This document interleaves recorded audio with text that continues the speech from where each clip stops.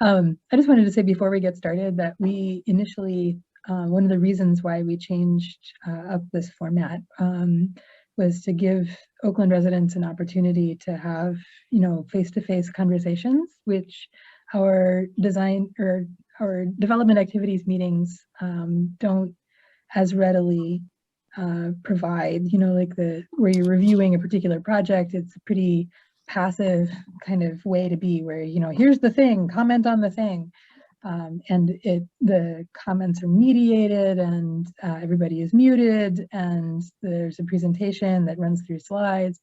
And we really thought it would be very useful, honestly, to have a slightly more open format where we can see each other's faces and we can interact and have a conversation, and that it could be more resident driven. So, in an effort to kind of structure those conversations, we have had slide presentations, but it's not really intended to be a slideshow. It's really intended to be a conversation.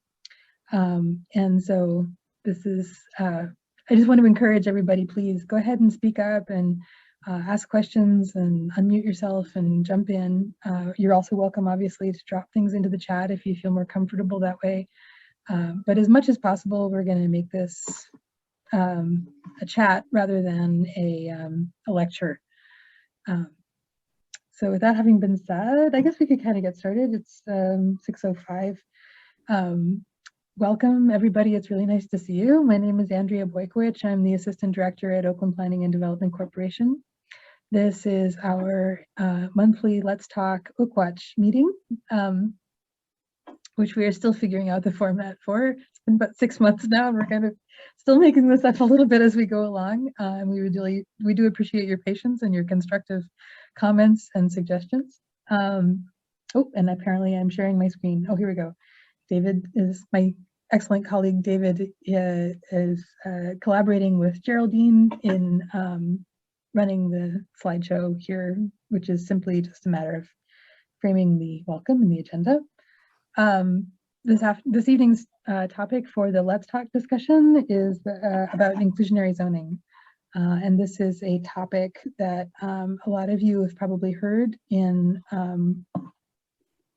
a variety of different contexts. With us this evening, we're very fortunate to have Dave Breingan, who is the Lawrenceville United president, and Randy Sargent and Ty Williams of the South Oakland Neighborhood Group, and Derek Doffin and Oakland's own Andrea Levenkosis from the Department of City Planning, to sort of lay out how inclusionary zoning has already been implemented in Lawrenceville and how it's functioning there, and what kinds of needs there are for affordable housing that inclusionary zoning might begin to address in Oakland, and then how it might be implemented through the Oakland plan, and what kinds of complementary programs might go along with it.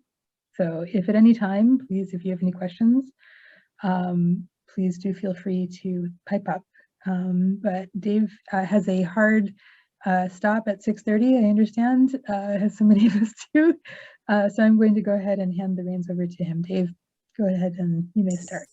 Great. Thank you so much for having me here tonight. I'm excited to join you. And as Andrea said, please interrupt me. I can get on a roll here. So I encourage you to interrupt me if I'm going too fast. I'm unable to share my screen. Geraldine, if you are driving, if you would be so kind as to, in the advanced settings, ensure that anyone can share. 1 second. Thank you. I think I have ability now. Great. Very good. Thank you. Can everybody see that? Yep. Okay. Hi, everybody. I'm Dave Breingan. I'm the Executive Director at Lawrenceville United. It's nice to be with another neighborhood. I presented to Song last week, so it's really exciting to be here. So I'm just going to share some lessons learned from inclusionary zoning in Lawrenceville. First, a little bit about Lawrenceville United. Our mission is to improve and protect the quality of life for all Lawrenceville residents. I underscore that for all part because that really is the focus of our work these days, is really trying to address persistent equity issues in the neighborhood and making sure that as revitalization occurs in the neighborhood, that everyone gets to benefit from it. And underneath that umbrella, we do a lot, everything from a number of free food distribution programs. We run the Lawrenceville Farmers Market. We work with older adults to support them aging in place. We've really scaled up a lot of our case management work under the pandemic, helping get financial assistance to residents who might need it. And then, of course, we do a lot of the same work that OPDC does around community planning, community development, convening residents around plans and what's happening in the neighborhood. We also do work with our neighborhood public schools, and an increasing part of our work has been advocacy related to housing issues in the neighborhood. And just to jump straight into housing issues in Lawrenceville, this graph just shows you, I think, people are pretty well acquainted that, my neighborhood, these days is pretty synonymous with housing markets going bonkers. So just to show you that in a graphic form, this red line here on the screen is our median home sale prices in Lawrenceville over the last decade. So starting in 2010, you can see our median home sale prices were under $100,000. They have nearly tripled within the span of just a decade, which is pretty wild. It's one of the highest increases in the entire country for any zip code in America. This green line just shows you what the affordable home sale price would be for a household earning about 80% of area median income. So low, moderate income buyer, what can they actually afford? And those are the families that have historically, comprised our neighborhood. We have, historically been a working class neighborhood.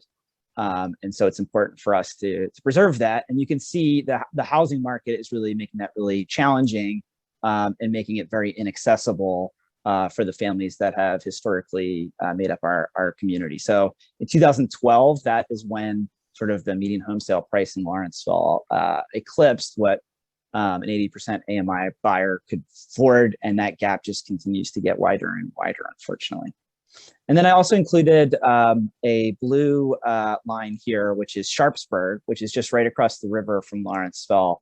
Because a lot of times when I talk about what's happening in Lawrenceville in terms of the housing market, there's an unfortunate thing that I think that sometimes happens, that Lawrenceville gets treated like, a very unique instance. And what I wanted to demonstrate here is that, some of the same housing trends that we're seeing in Lawrenceville, we're also seeing in adjacent neighborhoods, even outside the city and inner-ring suburbs.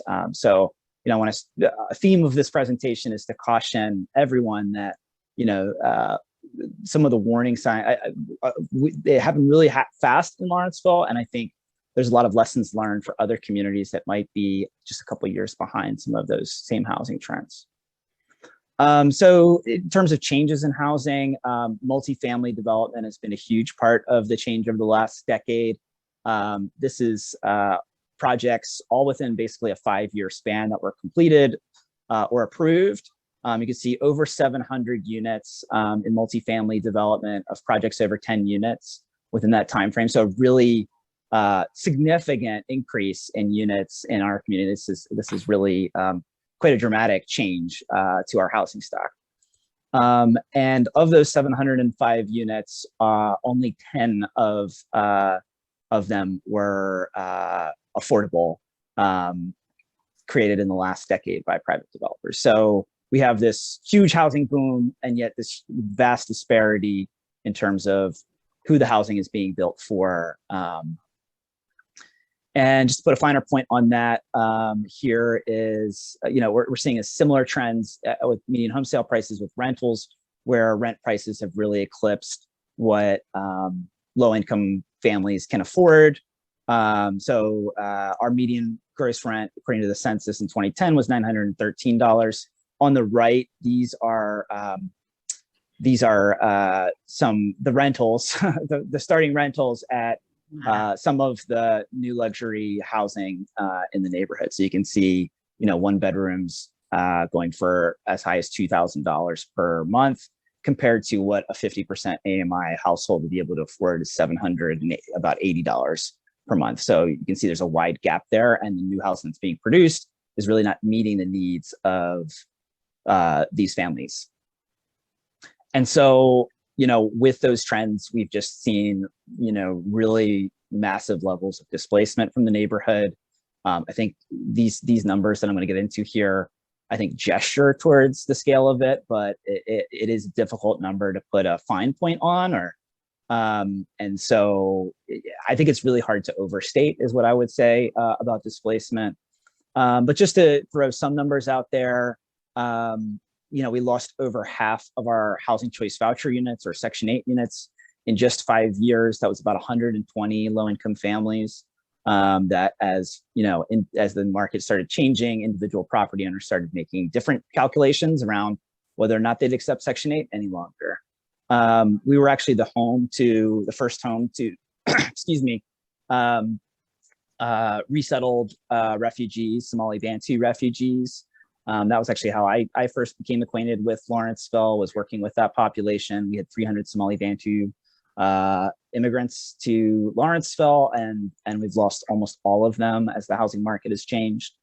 And it's important to note that displacement, even in a predominantly white neighborhood like Lawrenceville, is heavily racialized, and there's heavy racial disparities in displacement. We've lost over half of our Black population in just 3 years, and over a third of our kids under 18. So this is also very gendered too. It disproportionately affects single moms with school-age children. And I think it's also important to note that this affects longtime homeowners too. A lot of people think of displacement and think of renters, but we've also seen a pretty big loss of longtime homeowners as these housing market changes. And we know there's been some really predatory practices as the housing market has heated up in Lawrenceville. It makes the neighborhood subject to a lot of flipping activities and investors coming in. And sometimes we've seen examples where seniors, older adults, low-income homeowners have been taken advantage of or attempted to take advantage of by those actors. For example, we've seen examples where a flipper deliberately, called a 311 for a property code violation on an older adult's house, waited till they got a violation from the city, and then followed up with a lowball cash offer on their house. So just really, gross behavior to, try to strip unsuspecting residents of their value in their home. And, those numbers, again, I just want to say are just scratching the surface, and are really, the human stories behind those are, I'm going quickly because I only have so much time with you, but, I think it's hard to overstate how tragic and how, harmful that is to a community like Lawrenceville. But also this is not just a Lawrenceville problem. The Pittsburgh Housing Needs Assessment, which was completed, I think in 2016, identified a shortage of 20,000 affordable housing units in Pittsburgh. Between 2015 and 2019, the city lost approximately 1,000 Black households in that time. And 80%, 4 out of 5 city neighborhoods are currently demonstrating moderate or strong housing price growth since 2016. So the kinds of trends, housing growth we're seeing in Lawrenceville, it is not a unique thing to the city of Pittsburgh, and and the moderate and strong housing price growth is happening in a lot of other places. And to just put an even finer point on this, this was the MVA, I forget what that stands for. I'm sorry, Metropolitan Value Analysis, I think. And this was actually just presented earlier today. And this just shows you, these are some quantitative numbers that they put together to try to model what different markets in Allegheny County look like. And what you're looking at here is the ones that are blue, all the block groups that are blue, those areas of the city have moved up in terms of the housing market or the real estate market between the last time the MVA was completed in 2016. So you can see there's a lot. Red is when it went down. So you can see there are just a lot of areas of the city that have that are blue, meaning that the market is trending upwards. So I'll stop right here because I know I go fast. So are there any questions so far?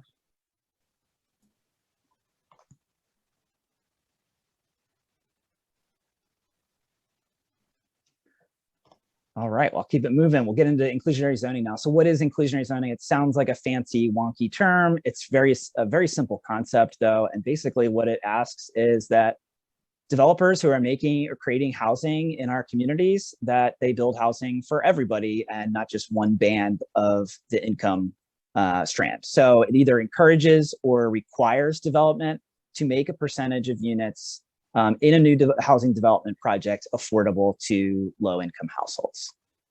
And there are about 900 of these programs in the United States. They've been around for decades. These programs collectively have created over 170,000 units. And what inclusionary zoning kind of does pretty well is it leverages the private market. Most of the affordable housing that gets created is through government subsidized programs. Inclusionary zoning really takes advantage of private market development in order to create affordable housing. And that's important because for decades, the trend nationally has been a declining amount of funds towards affordable housing. And inclusionary zoning is not the only, policy for affordable housing, but it is one thing that sort of separates it from many other policies is that it's uniquely good at creating affordable housing in areas with lower concentrations of poverty and better schools. So the academic studies that have done research on this show that inclusionary zoning does this particularly well. So I won't go through this timeline, but just to give you a sense, this has been a conversation happening here locally in Pittsburgh for over a decade now, with many different working groups and research studies. And I'll highlight a couple places along the way that kind of led us to the policy here in Lawrenceville. Really, a key part of this story was in 2015, 2016, when the Affordable Housing Task Force was created by City Council and the City of Pittsburgh. They put together 4 key recommendations to address that shortage of 20,000 units that I mentioned earlier. And among those 4 recommendations was inclusionary housing. And they highlighted some example policies, I believe, in there, but recommended a further feasibility study to really look at the details and figure out what a policy could look like for Pittsburgh's market. So that led in 2017 to the Inclusionary Zoning Exploratory Committee that was appointed by the mayor and housed at the Department of City Planning, which I know we have some colleagues here from City Planning. And they spent a number of months with a broad range of stakeholders, really doing detailed analysis of pro formas, development costs, all of the things that go in, the costs and revenue opportunities for development, specifically in the Pittsburgh market. And after modeling that, they found that a 10% affordability set aside was feasible citywide for projects of 20 units or more, with an incentive in place, which was a restructuring of the LRTA or a tax abatement.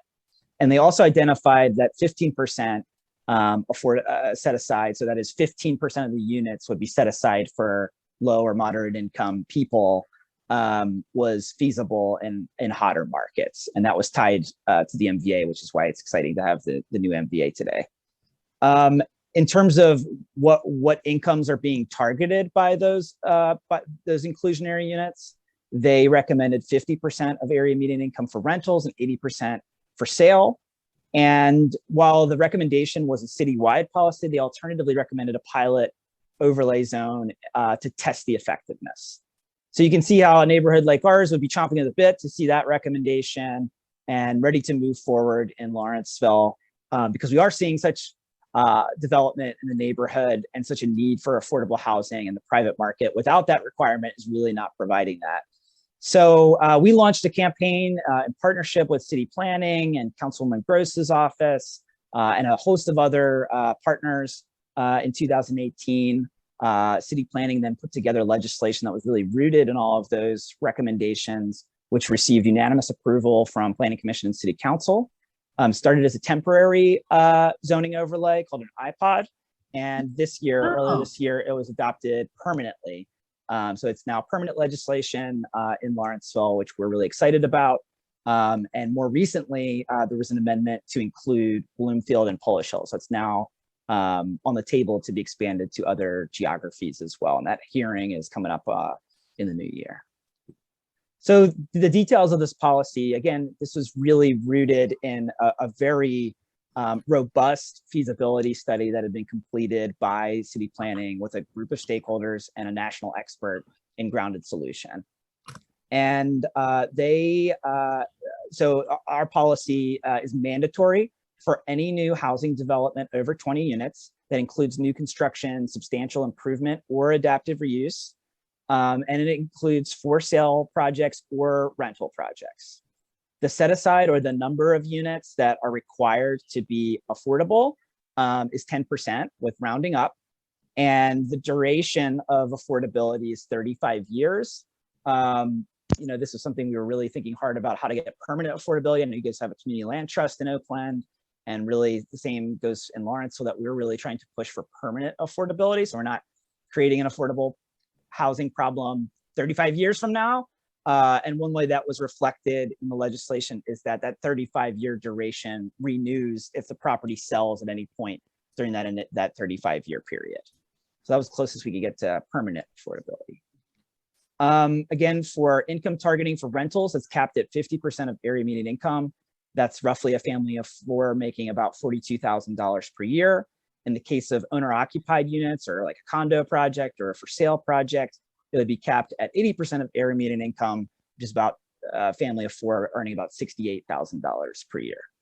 And allowable pricing kind of works backwards from there to make sure that those households aren't spending more than 30% of their income on housing, including utilities and other housing costs. This is what allowable pricing looks like in the case of rental projects. So you're looking at a one bedroom for about $800.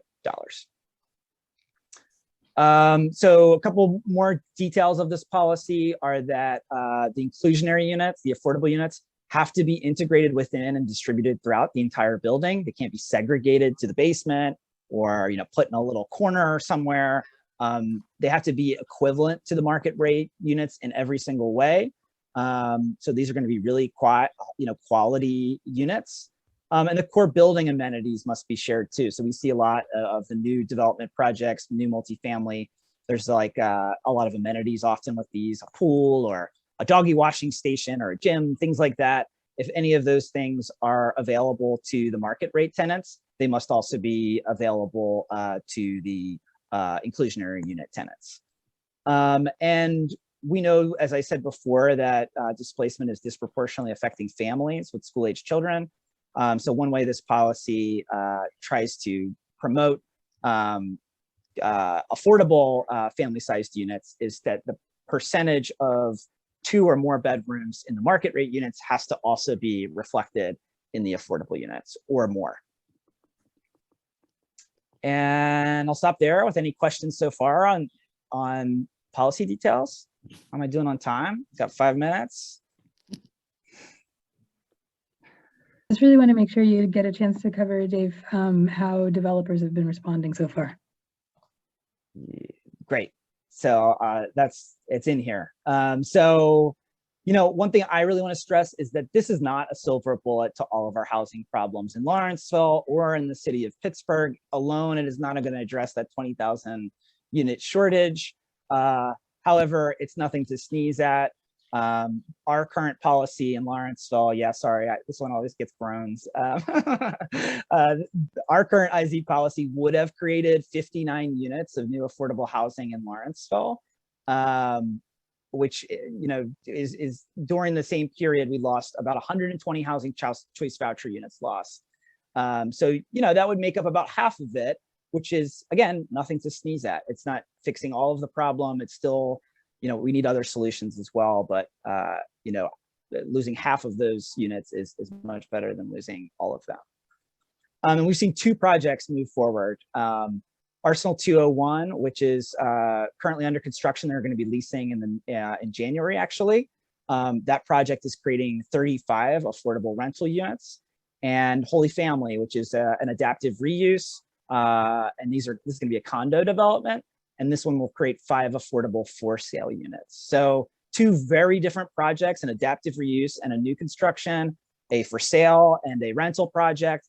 And I must say that Arsenal 2-1's project got financed during the pandemic in the very early months.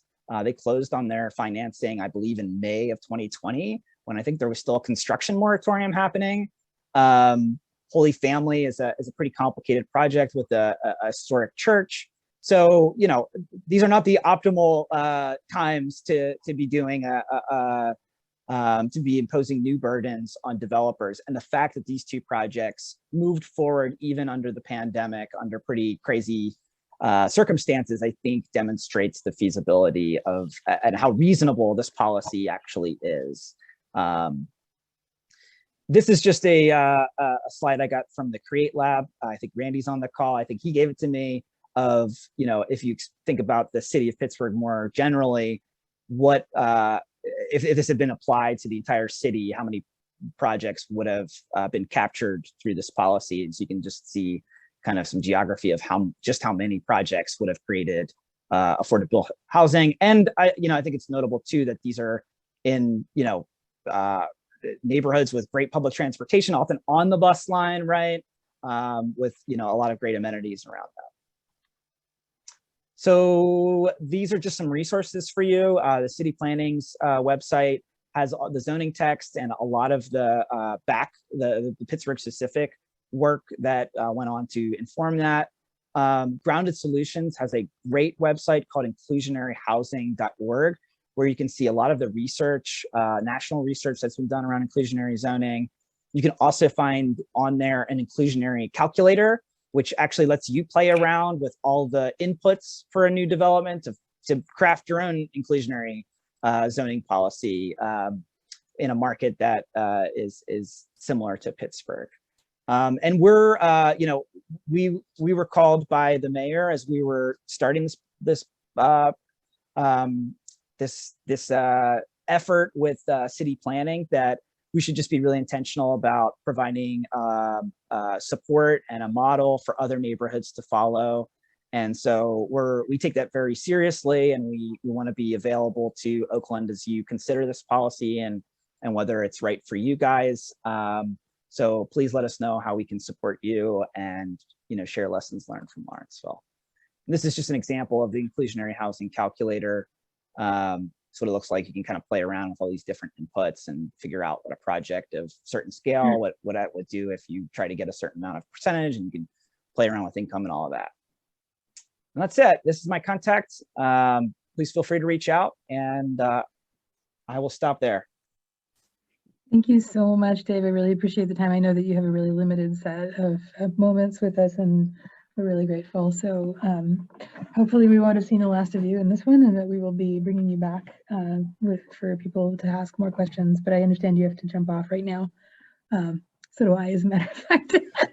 Hope you have a lovely evening, and we'll continue the conversation with Randy. Are you there? I'm sorry, I saw you in a moment ago, but now I'm kind of looking. Yes, I'm here. There you are. Sorry. Here, thanks. Different. It's like where on my screen. Nice handoff. Good segue from the Create Lab graphic to hand over to Randy. And thank you again, Dave. Seriously. Randy, you're on. Hey, thanks everyone. A lot of you know me. I don't know if Ty is on tonight. Ty is here. I see him on my screen too.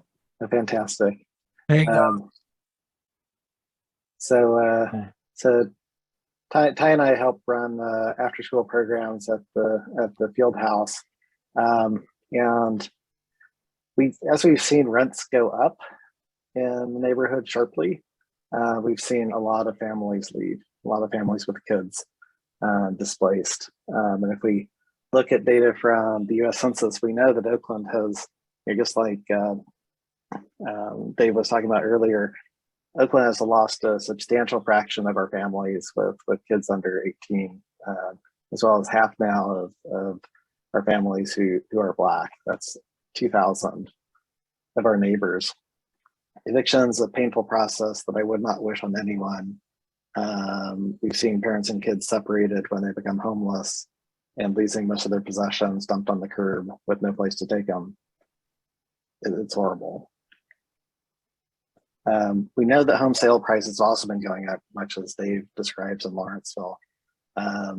We've seen plenty of younger adults in South Oakland wanting to, who grew up here wanting to buy here, price is making it impossible for the next generation of our long-term multi-generational families, like really the anchors of our neighborhood. The next generation can't afford to stay. And for all these reasons, I'm a super big fan of inclusionary zoning, which I think harnesses some of the same financial forces that are driving rents higher to work for the residents instead of against the residents, and ensure the continued creation of long-term affordable housing. And when Dave came to present Song last week, I think the reactions there were quite positive. Walnut Capital's proposed zoning tries to do lip service for affordability, but the actual requirements don't mean anything. It turns out that there's kind of no teeth in it. So they say one thing, but it doesn't actually do what it says. So one of the reasons I love the inclusionary zoning that's been developed here in Pittsburgh is that so much work has gone into making sure it doesn't have loopholes, and then it does what it says it does. The biggest, like the first, I'll just mention one of 4 big loopholes in Walnut Capital's proposal, any one of which would disable the affordable housing. But the first one is that it's written, it says you have to have a new housing construction that at least 10% of the households must pay no more than 30% of their income. And that's in fact, similar in some ways to inclusionary zoning. But unlike the inclusionary zoning presented here today, there's no income qualification. So people could be as rich as you want. Simply put, Walnut puts up an expensive new apartment complex. People wealthy enough to afford it move into Oakland and sign leases. That's what you would expect. That's pushing out the people who used to live in the houses that were torn down. The issue is these wealthy new residents can afford the high rents. So they're paying less than 30% of their income on rent already. But we've lost our neighbors. So if you're, and I'll show a chart if I can share screen for a second. So this chart is important. It kind of demonstrates what I'm talking about. So if you look at across here, this is like the income from left to right is the income of a household from like 10K a year up to 90K a year, and up past here even is this as well. And it's saying for those households that rent, what percentage of them are already paying less than 30% of their income? And you can see that even by the time you get up to 60 or 70K, you're already 90% of those families are paying less than 30%. So if the requirement in Walnut's proposal is that 10% need to, this is nonsense, because with no work at all that Walnut has to do, they're going to naturally have almost everyone who shows up is going to be able to afford it, because the rich in the city are quite rich sometimes. And then I guess I'll again, I won't kind of dive into the other loopholes, but I just want to bring back kind of, this is the map of large housing projects, and it's a little bit old. There's some that are missing here, but this is kind of water under the bridge, like things that could have already been harnessed if we had inclusionary zoning earlier. But it to me underscores how we should move on this quickly. But if you look at the big circles, those are the big complexes, and we're missing some of the new ones on Forbes there. But you can see in the small dots, these are rents. Each dot represents a house for rent. And you can see that in Lawrenceville, we have lots of kind of the blue greens and the blues, which are over $1,000 a month in rent. And we have just as many, in Central and South Oakland. So we're seeing the same pressures there. In the dark areas, are those owner occupied, or is it just that the homes that are owned are not being shown in this? Right. This is only showing rentals. So you'll see obviously dark areas in the parks, but yeah, in places where there's a lot of home ownership, you'll see fewer dots there. Gotcha. And I don't want to take any more time. So thanks for listening to me. Happy to answer any other questions if folks have any.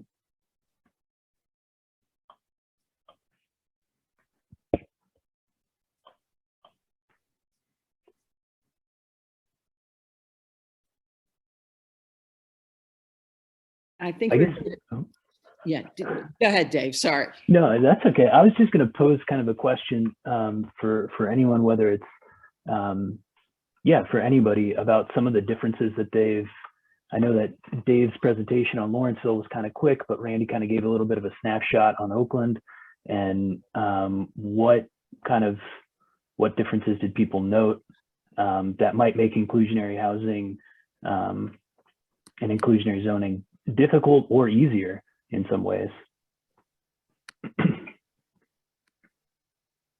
This is Andrea Lavin-Kostas. I live in Oakland and I also work for city planning. And I'm the planner for the Lawrenceville neighborhood as well as Polish Hill, which is in the process of requesting an expansion of the inclusionary zoning overlay district.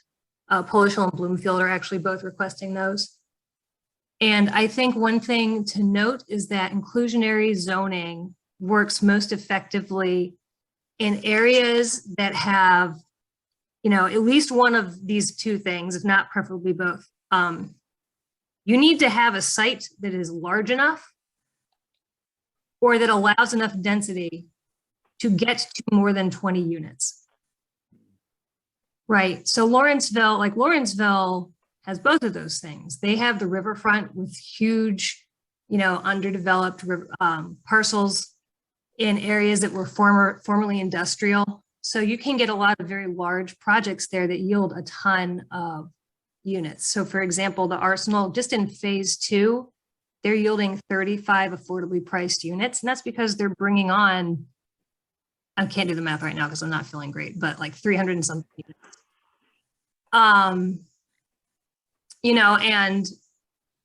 Sort of an aside too, if you're a developer who's going to be building in one of those areas, if you're going to build, there's economy of scale going on. So if you're going to build, if you're planning to do 21 units, you would have to build three of those would have to be affordably priced, because if 10% times your number of units is a fraction, then we round up. That's what the code says.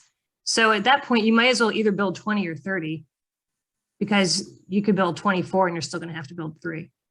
And so not only does it have physically large sites that are able to be redeveloped, it has zoning that allows for multifamily, and it has zoning that allows for greater height. So maybe even if you don't have a gigantic riverfront site, you could still have a building that is able to build up to get that number of units on the site.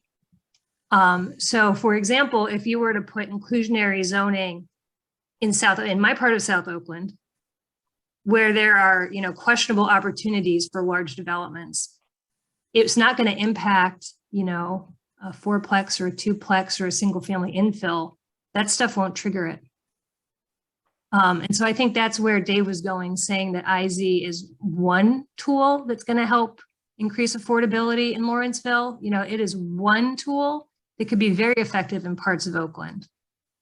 And I think that if the Oakland community wants to see it be even more effective, it's going to start looking at areas where it can ensure that the right type of development is happening to trigger IZ. Does that make sense? Homes, for example, if Homes Place is being developed today and that had IZ on it, for sure that would trigger IZ. But I can't think of any other large development opportunities like that, close to where I live, like in Central Oakland. I think it's definitely a different consideration. And in North Oakland, they're already accustomed to height, but we have to have discussions about how we're gonna encourage the kind of development that would trigger inclusionary zoning.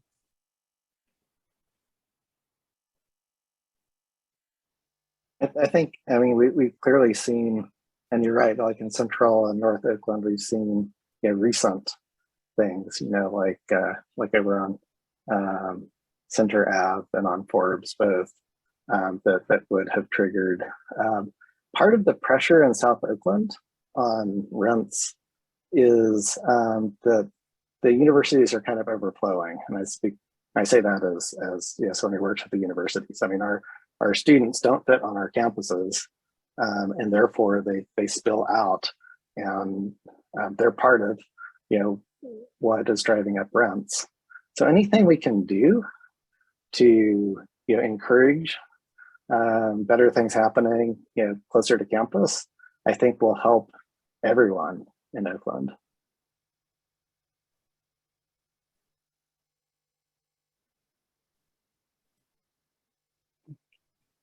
Derek, before we switch gears into Oakwatch, Derek, I know you're just dropping a couple links in the chat. I don't know if you wanted to expound any further on those. Sure, and I want to respect this is a time for Oakland to talk to Oakland, so I don't want to, I have every opportunity to present to all of you. So, but I did just want to provide some resources to folks who are maybe coming at this new or haven't been a part of the Oakland plan discussions. I put some links in the chat. We have existing conditions report from 2019 that sort of gives you the Oakland data that sort of matches up with what you were hearing earlier about Lawrenceville. The other thing I put in there is that the steering committee is reviewing a number of land use and policy recommendations right now, and all of that is on the project website. So I put the link into that so you can see how we've been looking at that at the steering committee, and I'll put the link in for the engage page where you can see the sort of broader set of policies and strategies. And the last thing that I'm dropping in there right now is just if anyone really wants to geek out on the zoning, I'm going to put the direct links into the zoning because it's not always the easiest thing to find if you don't have the direct link where these things exist. So I've got one in there right now for the affordable housing height bonus. And then I'm going to put the other one in there in a second for the actual inclusionary zoning overlay, just so people can see the actual text. That's a great idea, Derek. Let me chime in real fast. So Lawrenceville in particular is pretty interesting because the entire neighborhood is covered by the Inclusionary Zoning Overlay District. And part of that area is also zoned riverfront, which does allow for density bonuses.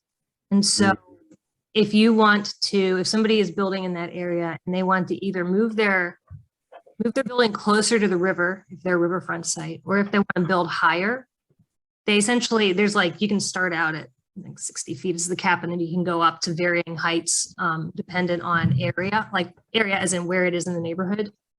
And let's say you have to earn, if you want to build an additional 20 feet, you have to earn 2 performance points. And so in the zoning code, we have a performance point section, and you can do things like provide affordable housing. That's one way people can do it. That's what the Arsenal project did, is they got points to build their building higher than the maximum, like the base maximum of 60 feet.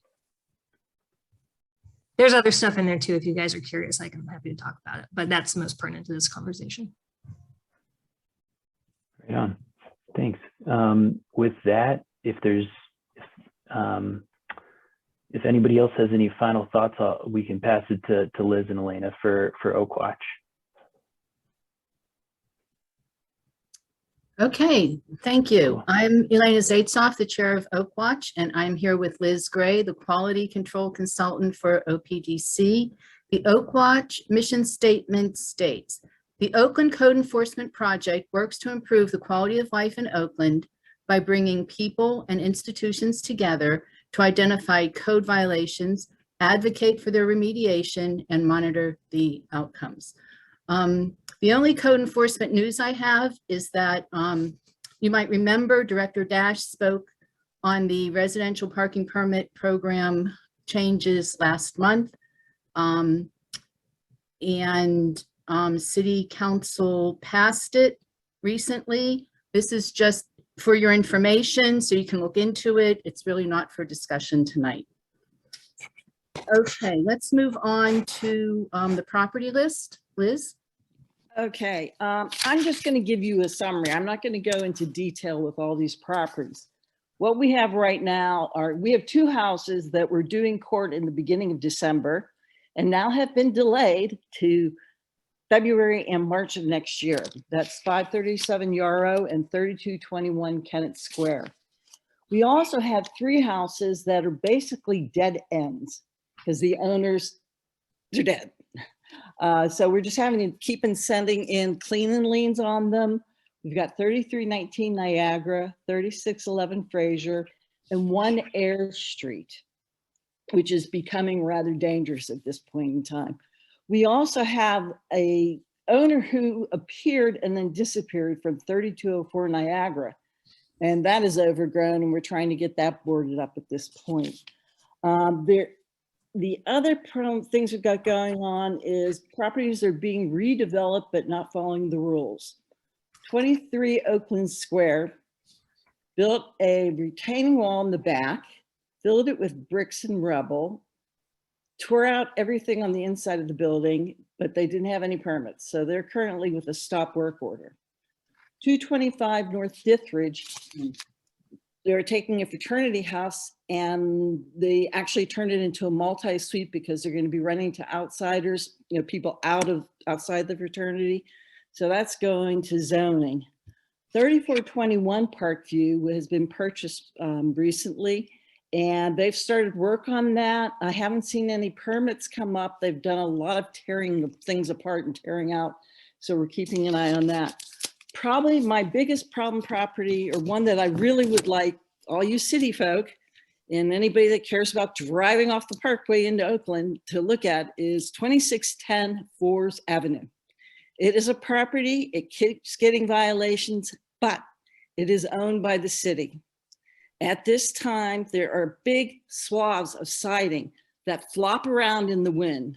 Sooner or later, somebody coming off the parkway is going to have that thrown into their car. So Yeah. I can get people to call into 311 about it, submit tickets to 311. The more we can emphasize to these people that this is a danger, hopefully we'll get something done.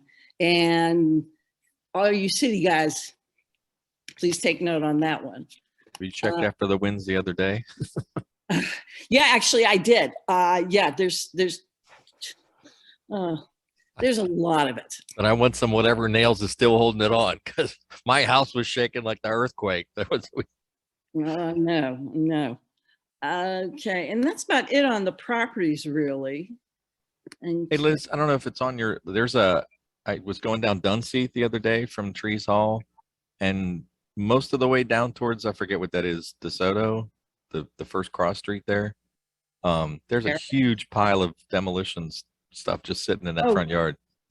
yeah, no. They do have permits on that. Okay. And I believe that did get cleared out in the last couple of days. Okay, that is a redevelopment that's going on. There's a couple of houses that are being worked on there. There's also a couple more houses that have just gone on the market. And in, talking about the inclusionary zoning, these houses on that street have gone on the market in the upper 200,000 bracket. Okay. It's either Sunday or Monday. It was still there, a huge pile. Yeah, no. And I wasn't quite paying attention. I couldn't get my phone out fast enough where I was going to take a picture of it. No, I was up because I was checking on Chester. Unfortunately, that's something I can't report. Chesterfield did not get the repair work done. I have not been able to find out when that's going to happen. And the rest of our PWSA repairs seem to have been done through Central Oakland. And happily, they finally repaired Louisa Street. Thank you, Bob Charlin. It got paved. It is just wonderful now. So, okay. Liz, could you repeat that address of the city property? Looks like John in the chat was interested in that. 2610 Forbes Avenue. It's right as you come off the Parkway east into Oakland. It's on the right-hand side. You'll see there's pieces of siding flopping around like this, and broken glass, and it's got numerous violations sitting on it.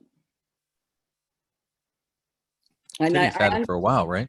Yeah, I understand. It's going to be an expensive property to demo, but we need to do something like just strip it and board it up tight or something. Really needs to be done at this point in time before we get into the heavy weather of winter. Okay. And that's it on the properties. Okay, thanks. We're going to go on to our summary updates. And the first one is from Zone 4 Police. Their report for crimes from September to December will be on the OPDC website, but Liz has a statement from them.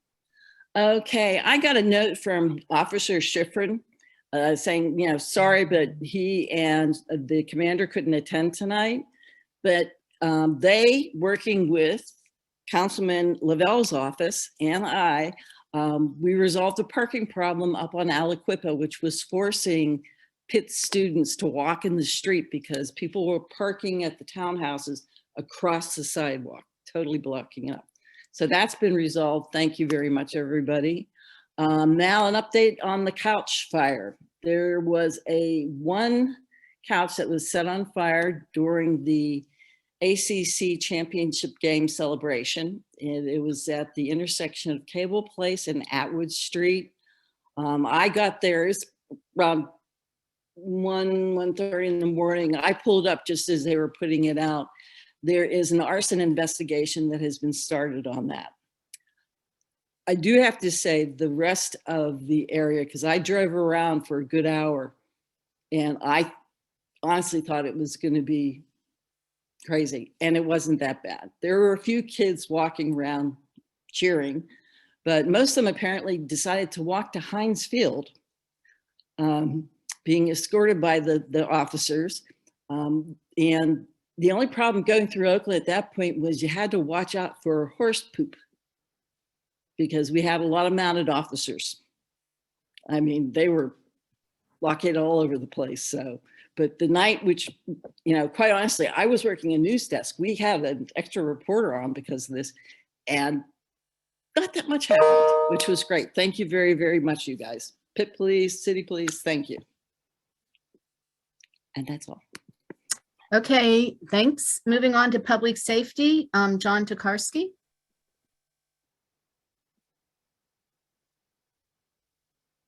I see you. I know, I just had to find the unmute button. Nothing major to report on right now, though we are preparing the class sessions for the Citizens and Student Police Academy in the spring. They'll probably start early March. This time we're going to attempt to do registrations online to make it more accessible and easier for people to be able to do it. We'll still have, of course, flyers promoting it, to give some background information on it, but we'll handle all the registrations online, which we're hoping will increase the availability of registration for people who don't have the time to actually fill it out and mail it in and so on and so forth. So it'll be more attractive. Other than that, normally we have every year 2 citywide meetings. The citywide meetings bring together all the public safety councils from the 6 police zones, and they pretty much network together, and we usually present a subject matter that's rather unique. Well, because of COVID, as you can imagine, we will not be having one this spring, so that'll be like almost 2 years now that we haven't had one. We hope to resume it when everything subsides, maybe in the fall, maybe not, we'll see. Other than that, Zone 4 Public Safety Council has pretty much set up its schedule for next year. We'll be covering multiple things, including an update on COVID, and as well as some information on some other subjects that you'll find interesting. So stay by. Their next meeting will be at the end of January. That's it. Any questions for John? Okay, thank you. Happy holidays to everybody. Thanks, John. You too. You too. All right, moving on to the Pitt Police. We have Sergeant Riley with us and Officer Cunningham. Hey everyone, we were just here to talk about the couch situation. Liz, thanks for acknowledging the city and Pitt Police working together on that. Again, serious violation. We're working together. It's an arson investigation.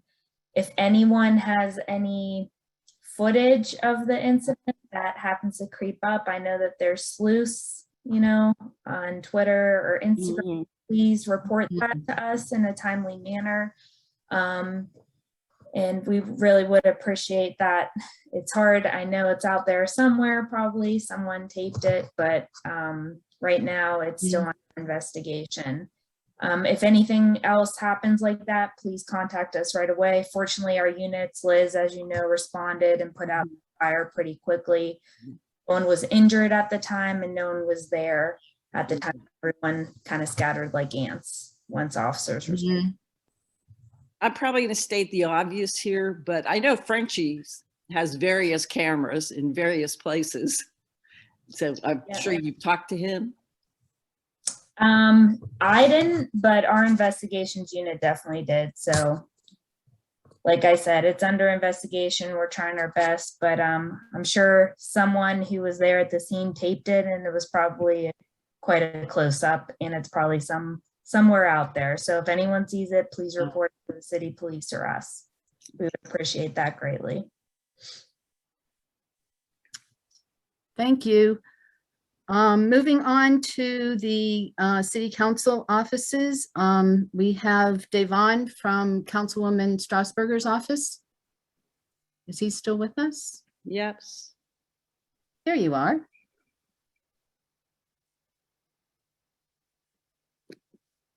Good evening, everyone. I hope you guys are doing well. I don't really have any specific updates unless folks have questions or something. Have you heard anything more on 225 North Dithridge? Not at this time. Right now, we're just working to set up a meeting with all the parties so we can figure out what's actually going down. Okay, cool.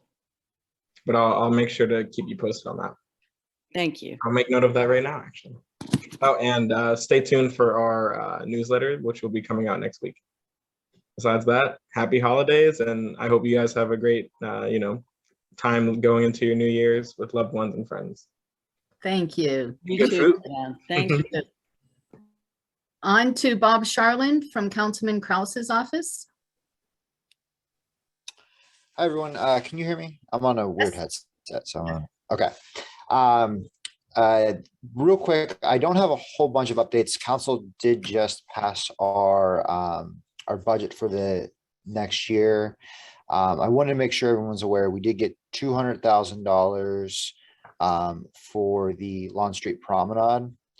So we put that money in. That will be for a the geotechnical surveys and things like that that will need to happen to build a promenade on a hillside. So we made sure that was a priority, and the councilman fought for that. So other than that, I don't really have any specific issues or any specific things I'd like to talk about.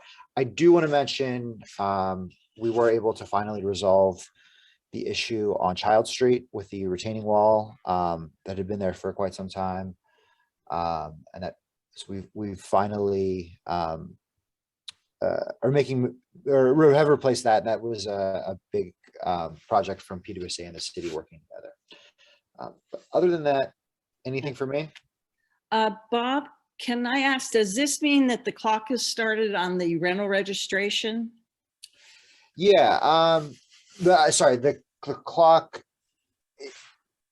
I believe last time we spoke that we said as soon as the fee schedule was passed, that it would be 90 days from that. I'd have to look up the note from Director Kinter. It is supposed to go into effect, I believe it's May 15th. So it wasn't actually based, or it was based on the fee schedule. They kind of did that as I think more of a round date there. But if you want to come back to me a little bit later in the meeting, I can find that information out. Oh, that'd be great, Bob. Thank you. I have an email here. I just need to look it up. Sorry, I forgot. Rental registry is such a big thing. How could I ever let that slip out of my head? You got that right. Yeah. Okay. Anything else for Bob? And from Councilman Lavelle's office, we have Cassandra tonight. Hello. Hi, everyone. Actually, I don't have anything to announce, but I am here. If there are any questions or concerns that anyone would like for me to take back to the councilman, I'd be happy to do so.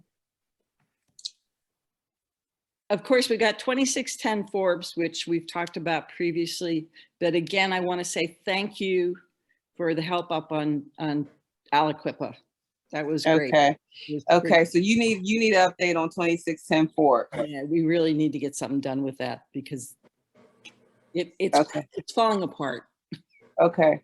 Let me, I'm gonna text the councilman tonight just to make sure that it's on the, on our radar to discuss when we have our staff meeting.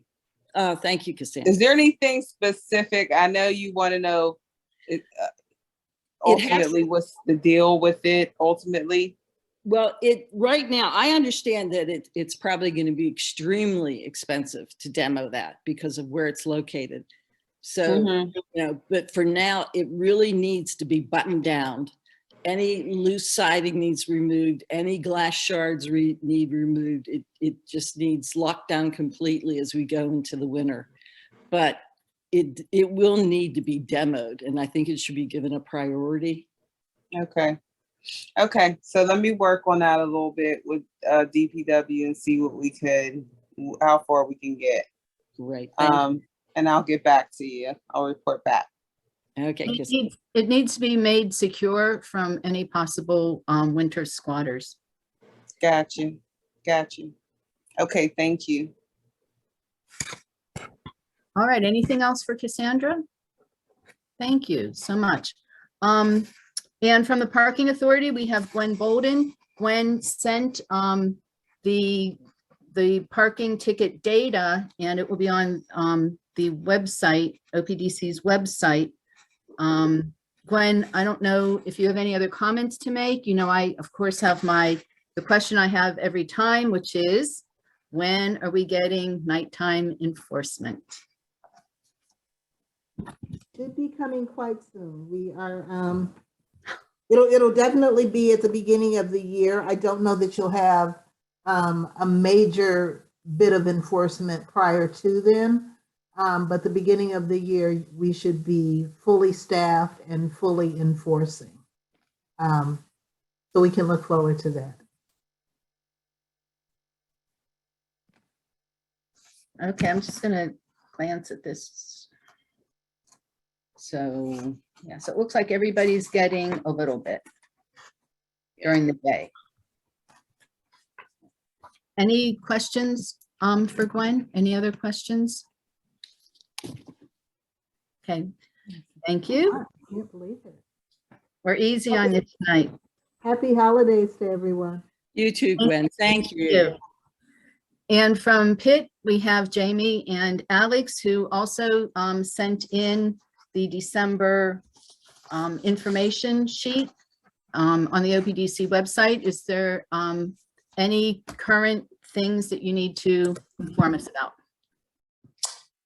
Thanks, Elena. Happy holidays, everyone, from the Office of Engagement and Community Affairs. Just two things to call to attention. So one, this is finals week, and a lot of those were remote or have already been completed. So we have some buses that'll be shipping students home this weekend, lining up on University Drive. Residence halls closed this weekend, and then we're in recess. So staff and faculty have the next 2 weeks off. We'll be returning on Tuesday, January 4th, and students return for the first day of class on January 10th. And then secondly, just for everyone in your networks, we are resuming Christmas Day at Pitt this year, our annual volunteer and service event where we provide meals and gifts for children to those who may not have better reliable holiday options. So Jamie and I will be working. We'll be in Oakland Christmas Day and leading up to it. So please let anyone you know who might enjoy a meal and gifts for kids and sort of all the holiday trappings to join us at the eatery under the Litchfield Towers on Christmas Day, starting at 11 a.m. Alex, do you have a flyer, anything that we could share with folks about that? Yep, we have a little sort of like social media graphic that gets the point across, so I will share that, David. Right on, thank you. Mm-hmm. Did Jamie leave us? Okay, any questions for Alex? All right, thank you. And lastly, Mavis from OTMA couldn't be here tonight, but she did send some notices. And this, again, there are more meetings to be held on this and more information will be forthcoming. So this is just an awareness thing right now for you. The Boulevard of the Allies Ramp Bridges Preservation Project has been having pre-bid meetings. So yeah, and she has provided a presentation for that. That will be on the OPDC website. And another project, it's being investigated, so not a sure thing now, is the Bates Street widening project being investigated by PennDOT as part of the projects of regional significance, which can be funded through the new Biden administration infrastructure bill. So that's the one. There's going to be, Mavis will be going to meetings on that, and more information to come is what it says. So have I missed anybody? Is Nighttime Economy here? No, they are not. Okay. Pardon? All right. Any just comments for the good of the order before we leave for the evening? I just want to give one more plug again. OPDC is working to try to get residents matched up with volunteers for snowy and icy days. So as you and your neighbors are preparing to think about your walkways, your driveways, your sidewalks, please keep this in mind. This program is separate from the city snow angels, so just keep that in mind as well. Thank you. And our next meeting will be on January 19th. Happy holidays to everybody. Thank you for coming tonight. Thank you for everything you've done for us all year. Yeah. Happy New Year, everybody. Happy New Year. Thank you all. Have a good one. I wanted Take care, to everybody. mention, Have a good evening. I have something. Don't forget, Oh. this year, first night is free. Oh. No pay, free. Wow. Yes. So that's big news. That is big news. Yeah. Yeah, we had nobody from the mayor tonight. Okay, great. Thank you. Wait, I've got a quick plug. First night downtown, the headline event is a South Oaklander. Byron Nash was in South Oakland. So if people like crowds and stuff, you should go check them out. Who is there, Andrea? Byron Nash is headlining first night downtown. He's great. And I'm not working this year. Yeah. Oh, I have to work the next day, but hashtag winning. Thanks, guys. Bye. Happy holidays. Happy New Year. Happy New Year.